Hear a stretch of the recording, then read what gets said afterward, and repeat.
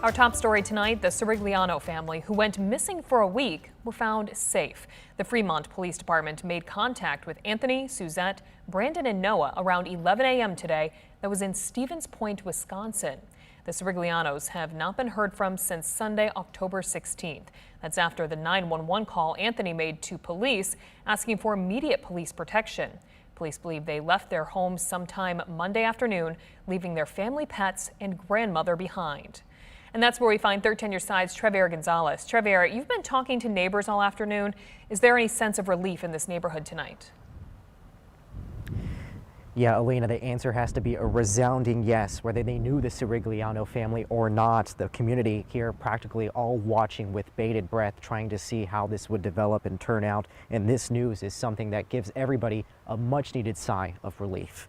Now, it has been 4 days since the Fremont Police Department announced that the family had been missing. What made things more unusual, like you had mentioned, was the fact that Anthony Cirigliano had called 911 last Sunday asking for that police protection and even mentioning the September 11 attacks. Now, on Monday, the family's grandmother, who has dementia, also left the residence unattended to the point where a neighbor had to call police because she was wandering alone in the neighborhood. Now, the last thing we had previously known about the family is that they had been spotted at a gas station in the UP over on Monday. Now, there are still many questions surrounding why this trip was so sudden and why the mother or father didn't put someone to care for their grandmother or their pets. But neighbors here are just glad to know that the family is safe.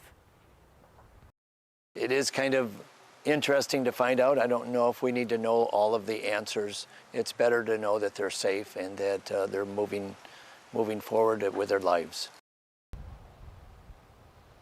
Now, we attempted to contact the Fremont Police Department to get a little bit more update as to where they would be, where they will be going, but they were just not available to comment. We're here in front of that home, and there is some activity. I will presume that it is family, but they are not wanting to comment, and understandably so. Now, in the final release, the police department over in Fremont thanked the public for their efforts. For now, here in Fremont, Trevier Gonzalez, 13 on your side.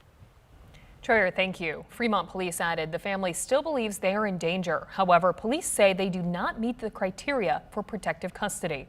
It is unclear tonight when the family will return home. But stay with 13 on your side as we continue to follow this story. And you can find our previous coverage and much more on our streaming app, 13 Plus.